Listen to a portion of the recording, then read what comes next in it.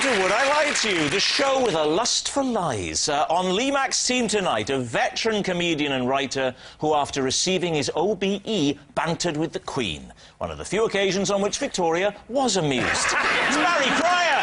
Thank you. And the star of BBC series Supersizers, who once had to eat the same sort of food that people lived on during World War II, when she went for lunch at Barry Cryer's house. It's Sue Perkins! And joining David Mitchell tonight, a comedian who left university with a degree in physics. I mean, God knows who it belonged to, but finders keepers, I say. Dara O'Brien! And a TV presenter who, for comic relief, took part in a gruelling trek across a bleak African desert. A journey she easily coped with, as she regularly gets the train from Dundee to London. It's Lorraine Kelly! And so we begin, as always, with round one. It's Home Truths, where our panellists each read out a statement from the card in front of them. Now, to make things harder, they've never seen the card before, so they've no idea what they'll be faced with. And it's up to the opposing team to sift the truth from the lies. Dara starts us off tonight. Dara, off you go. OK. On doctor's advice, I have to sleep in a cycle helmet due to the violent nature of my dreams. Lee, where to begin? Tell us about the violent nature of your dreams. Yes. I move a lot within the dreams. They're active rather than like hack and slash movie type violent. They're more, I'm playing a match or I'm running or something. And I move a lot in the bed. Dara, what damage can you do to yourself with a pillow? Well, it's only a pillow can get around, but I can snap. I can, you know, it can go back quite violent. You know, like I can recoil. What does your wife think? Do you share a bed? I do share a bed, yes. When did the doctor prescribe the helmet? It was during my teenage years. It was late teens, whatever that stage that it began to... That is the age when you start tossing and turning. Yes. I'm not having that. If I can't make an innocent comment, please, this isn't Never Mind Your Buzzcocks. I dreamt, this is true, I dreamt the other night that I was being spooned, I was the spoonee, with a lion. Seriously, and I could feel its big, hairy arms and its legs, well, they're all legs, aren't they? All legs around me, and I could feel it, and I could smell it, and it was so vivid, and I liked it. So the last thing I would have done is lash out because I was feared for my life. Yeah, but I didn't have that dream. You feared for your life and you liked it. It was a lion! I thought when you said you liked it, you must have in some way thought you were safe with this lion. But it was actually the fear that you liked. We've all had experiences in bed, David, where we are simultaneously afraid and excited, yeah? So, Dara, back to the image. Yeah. What do you wear in bed? Other than that? Yeah. Pyjamas and a T-shirt. It's a lovely look. The pyjama with the jacket. I don't wear the jacket, though. No. Unnecessarily as if you wear a formal. blazer in bed, it would clash with your cycle helmet. It is odd, isn't it, the way pyjamas have a collar that could take a tie. Yeah, back to the cycle helmet. It's Ian Petr-Cech, the goalkeeper for Chelsea, right? You better explain to David who he is. There's a footballer called Petr-Cech who got kicked in the head once, right? The goalkeeper's the one that owns the club, right? Gets him, yeah. Anyway, got kicked in the head, and he wears a kind of a padded head. It's very similar to that, like, because, you know, and if you've had a previous head injury, and I had a, you know, if you've had a knock in the past... What was your previous head injury? I literally fell off a bike when I was a teenager. I went off a bike and... How ironic, they make you wear a cycle helmet to remind you of that terrible day. When did you start wearing the cycle helmet in bed? That was when I was 16. So you've been wearing it in bed since you were 16? Yeah. How old are you now? 39. So obviously on your honeymoon night you wore it, did you? She was used to that. She'd seen it, yeah. So every night? I've heard of safe sex. During sex? During sex are you wearing it? Because then you're really thrashing around, aren't you? Lee, do you presume that there's no gap between the end of sex and sleep that I couldn't then go, oh, that was magic? You know what? That, to me, is more disturbing. else will go, that was marvellous, Dick. What the hell are you putting on your head? Right, Lee, it's time to take a guess. Well, what do you think? If he's not telling the truth, he's made life very hard for himself because he didn't have to say he was doing it for 23 years. How long have you known him for? I never slept with him. No. It's lie. So it's a lie. So, Dara, are you telling the truth or was it a lie? That scar that goes from there to there? Huh? Yeah? Nah, it's a lie.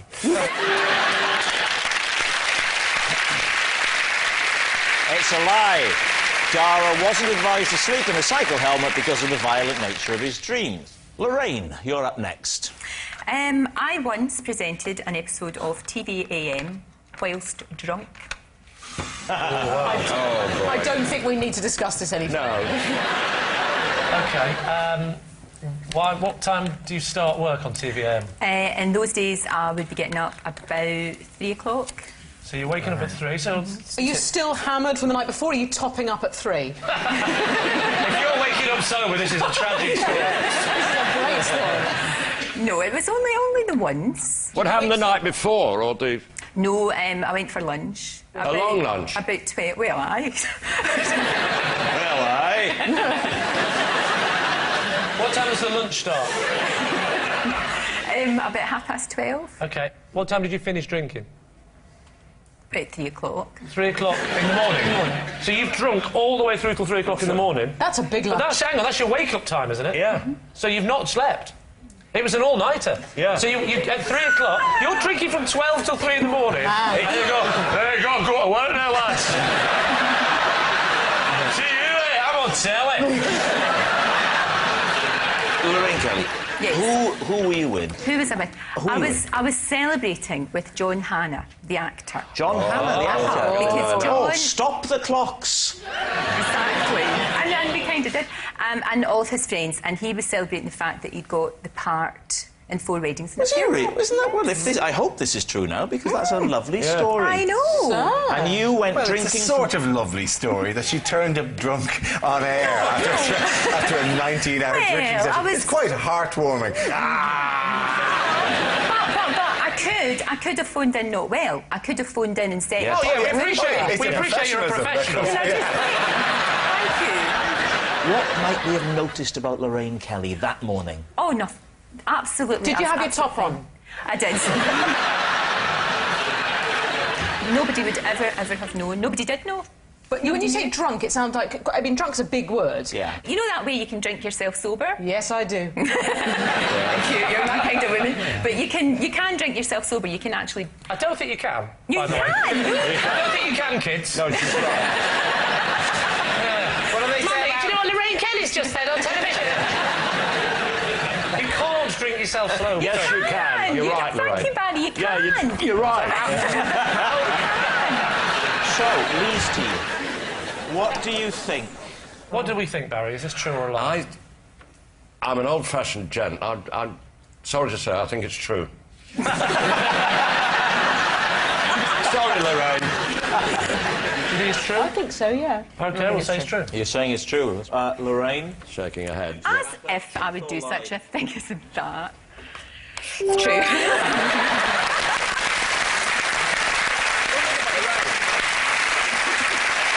Yes, it's true. Lorraine did once present an episode of TVAM drunk. Yes, it's astonishing, isn't it? Only once. I mean, that's nothing. I once got so drunk I watched an episode of TVAM. Barry? I have written and had published a trilogy of romantic novels under a female pen name. OK. What's the female pen name, Barry? Mary Windsor. Mary Windsor. Mary Windsor? Yeah. And what stage in your career was this? Early. I'd written, done one book of anecdotes, and the publisher said they fancied doing a sort of Barbara Cartland, you know, a sort of one of those. Oh, were the anecdotes particularly romantic in your book? No, not originally. I don't know why they chose me, but I went for it, and I got away with 3 of them, which didn't sell. Obviously, nobody's heard of them. But were they linked, by the way? Was it a trilogy, or were they, was it the same story? No, there were 3 separate stories. Great. So that's all 3 plots, please, off the cuff. Yes. book number one. Yes, book number one was a shameless rip-off of Lady Chatterley's Lover. It was about a guy who worked on the estate and the lady of the manor. It was just blatant. And what was it called, Barry? What was the title of that one? My Land. It was a quotation from the lady of the manor who said it at a crucial point in the plot. Oh, how crucial. On their first falling out. They become lovers, and then it became very tense and something, and then she became very autocratic with him. And it was a very moving moment, if I say so myself.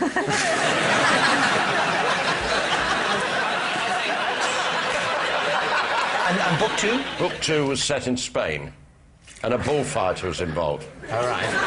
The same plot, I'm not kidding you. Was book two called My Bull? I'm ashamed to say it was called Hasta la Vista. OK. I wish you wouldn't go on about this. I'm not proud of them. I think I want to read them. And book three? 1 year, it was called.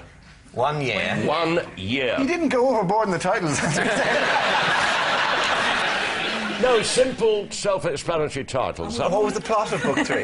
The plot of book three was on board a liner. On board a liner. My liner.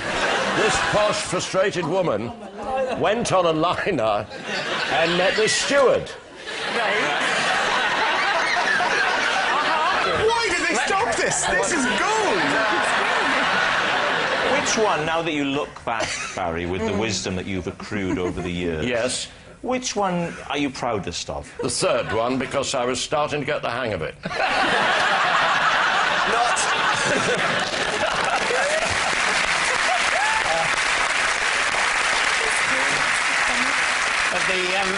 the publishers disagreed. They thought you were losing what hang of it you'd ever had. Yes.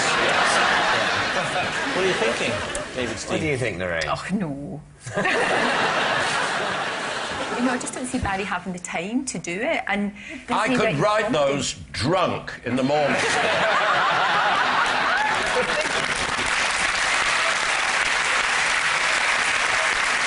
No, we think it's a lie. I think it's probably a lie. Sure? Yeah. Think it's a lie? Mm-hmm. Barry Cryer, truth or lie? Dramatic pause.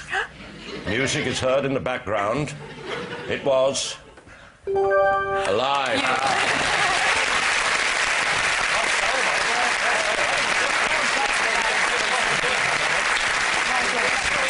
It's a lie. Barry hasn't written a trilogy of romantic novels under a female pen name. I love romantic fiction. And the new Jilly Cooper book features a highly sexed woman who makes love in the strangest of places. It's on the shelves Monday, hanging from a chandelier Tuesday, and top of the wardrobe Wednesday. Our next round is called This Is My, where we bring on a mystery guest who has a close connection to one of our panellists. So please welcome this week's special guest, Rod.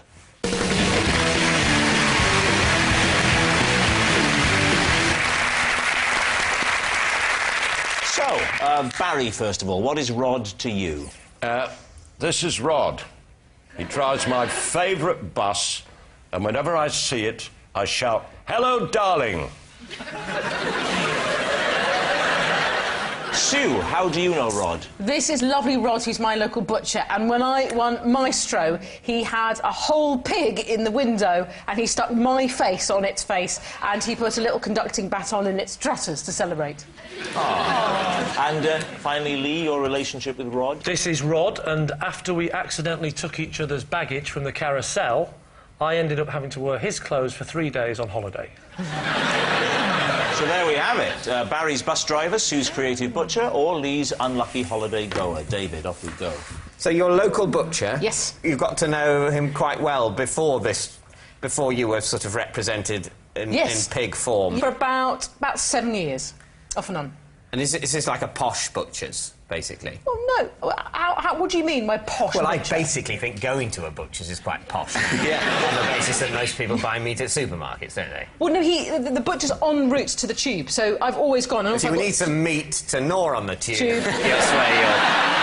basically, it's on that route, so I always say hello, and there's 3 of them that work there, of which Rod's one. And also, I've got dogs, so they always give me bones for the dogs. So this is sort of a 1950s idiom. Yeah, exactly, sir. Sue, this was done, so you say, in honour of the programme Maestro. Yeah. Now, just tell us what that was. This is a programme where you learn how to be an orchestral conductor. And so where did they hit the leap going, an orchestral conductor, a pig? Well, to be fair, when you say why on a pig, I mean, he is a butcher, he's not... Yeah, he's not, exactly. He can't That's say, his should we put it medium. on the face of the pig or the dead body of Andre Previn?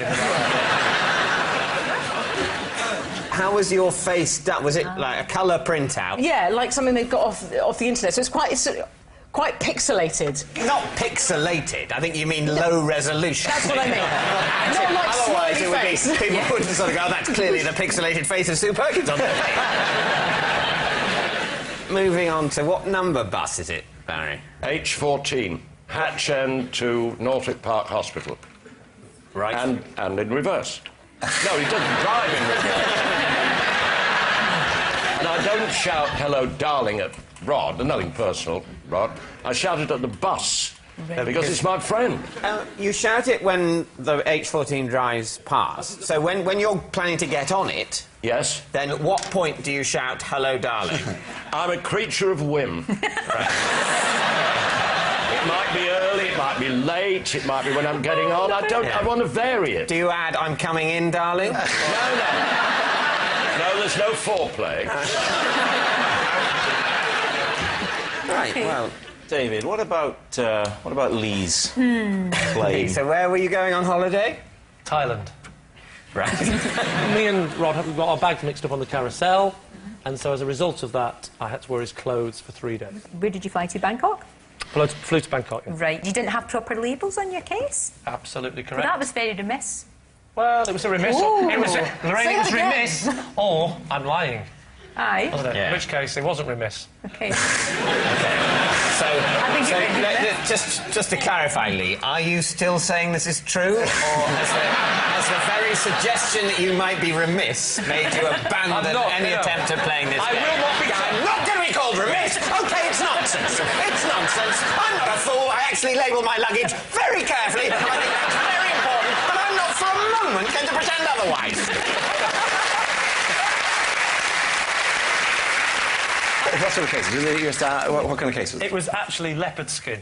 Oh, not leopard skin, as in that was... Yeah, it it was was patterned plastic, case. but it had the Really? No, blokes don't have leopard You're right. skin. No, it's my wife. My wife's... But Rod's a proper bloke. I mean, I could so believe... am I, Lorraine. No, I Thank could you very believe... much. No, I know, but you're kind of showbiz, and I could believe you had a leopard kind of skin. showbiz. How about I am showbiz? I don't think Rod would Remiss, have... kind of showbiz. I'm really coming for you, Joe. Not a proper man. Well, hang on. So there are two men of exact same build, both travelling to Bangkok on the same flight with leopard skin suitcases.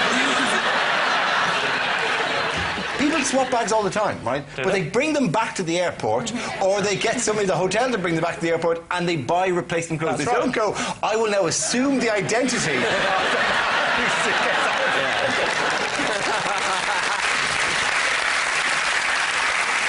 But I have to be honest, though, it's the rules of the game. I wasn't in Bangkok. I had to fly again from Bangkok to a place called Krabi, and then we got on a boat to an island resort. Yeah. So it was a long way back to Bangkok. So you didn't open your case until you got to your final destination? Yes. What were Rod's clothes like? Were you happy to wear them, and did they fit you, and were they okay? I think you can look at Rod. You can see he's a stylish man.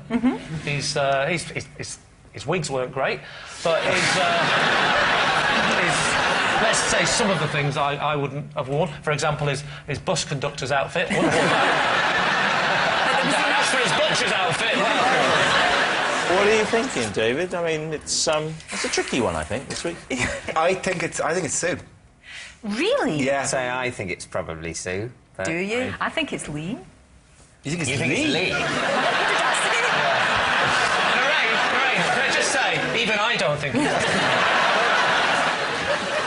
No, it's 2 against 1. You should go first. We're going to go for... Yeah. Okay, we'll definitely. think We're gonna it's go for Sue. Yeah. Right, Rod, would you please reveal your true identity? I'm Rod, and I'm Barry's H14 driver.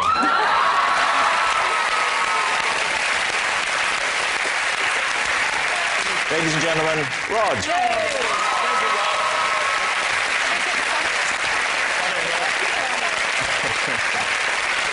Time now for some high-speed lying in our final round, quick-fire lies. Our panellists don't know whether they're about to read out a true fact about themselves or a made-up lie they've never seen before. David is currently behind, so really has to work hard to grab some extra points if they want to win. We will start with...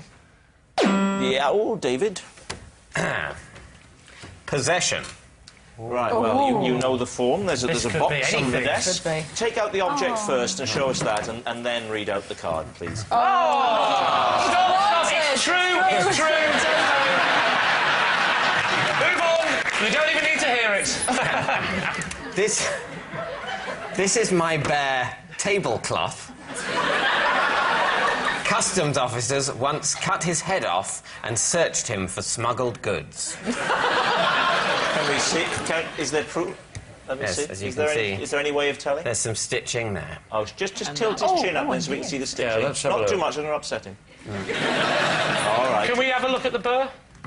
Yes, We'll see the stitching. Yeah. Throw him over it violently. No, don't I throw. couldn't possibly. Come on, he's been decapitated. He's seen worse. You can't throw the beer. That'd be a shame. Thank you, Lorraine. Sorry, I meant you to pass it to Rob. I've now, like, made you do the whole journey. Like, take the bear over there, please, Lorraine. It's in my contract. I never leave the desk. David, just look at me. Right. I didn't... How's this making you feel?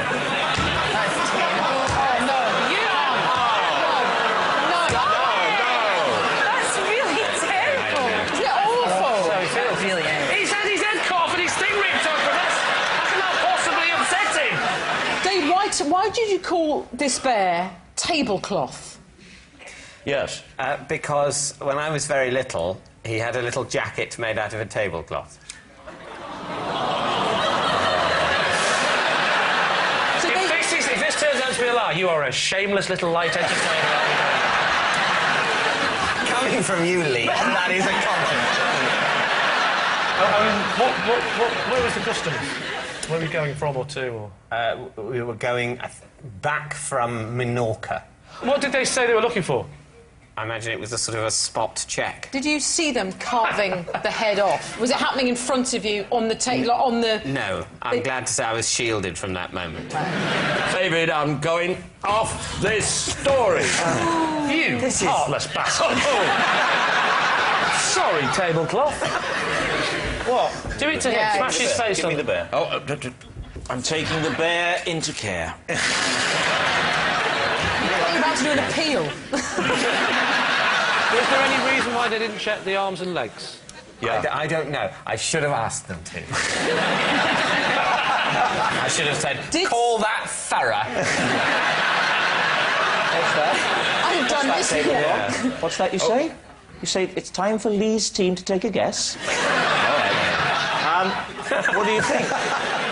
Maybe he's in denial, and the truth is he, as an adult, was searched for drugs, and he's so traumatised by what they did to him. Yeah. He's had to create a teddy bear and put it all onto him. Show us on the teddy bear what they did to the customer. Show us on the teddy bear where they've shoved their fist. I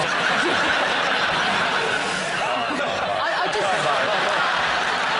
That's why the bear's hands are like that. OK, we can say lie, are we, Sue? I think so. Lie. I think OK. so. I don't think I can argue Lie. with that. So OK, David. Well, it is a lie.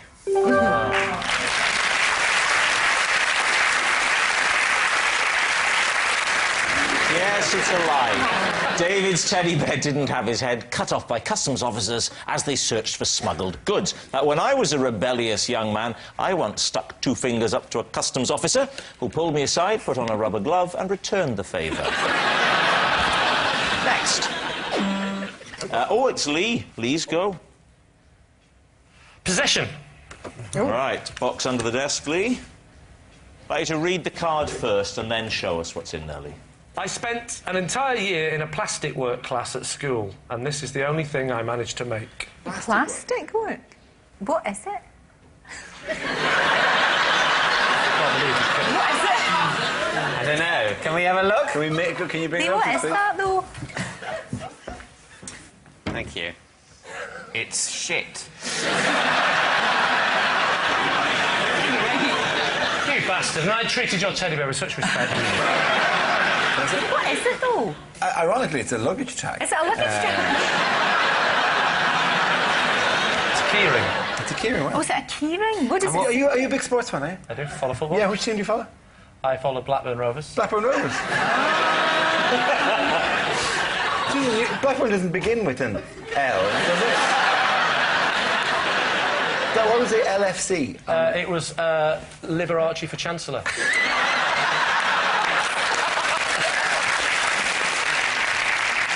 It stands for Liverpool Football Club. Yes, it does. Yeah. Why did you make a Liverpool Football Club keyring Because it in was... plastic work? Because they didn't have blue and white plastic, Blackburn Rovers. They had red plastic, so I thought, well, I'll give it the Liverpool Football Club, because it's red.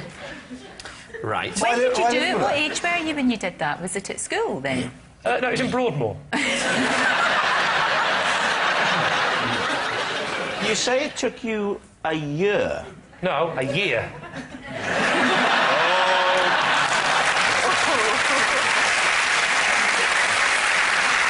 I mean, I've never heard of plastic work. I know, well, the thing is, in 1982, plastic was the future. Well, no, I don't in any way disparage plastic. That's fine. I like plastic. Plastic's very useful. But a class at school Called plastic doing work. for plastic work. How did you cut it?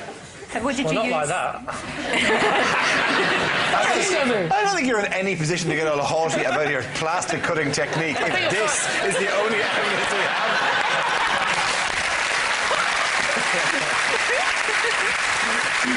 I must say, I don't believe this, but I'd love to know what this object is, who made it and why. But I think we think it's a lie. Oh, a lie. I thought you told me. I think it's a lie. OK, they say it's a lie. Lee, is it a truth or is it a lie? It is, in fact, true.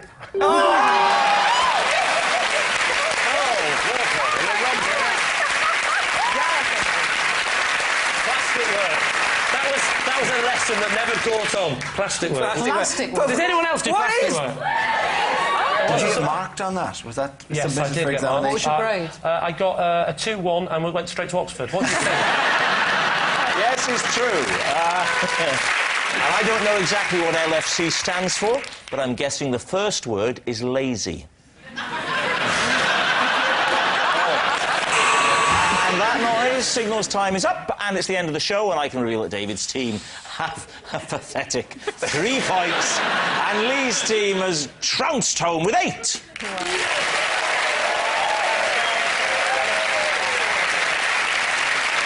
But of course, it's not just a team game, and my individual liar of the week this week is Barry Cryer. Yes, Barry Cryer, who hasn't lied so much since he typed the words new material at the top of a page of jokes. Good night. All things being equal, it's QI on BBC Two now, although actually they're discussing inequality. Well, here on BBC One, Graham Norton with John Bishop and Joanna Lumley after the news.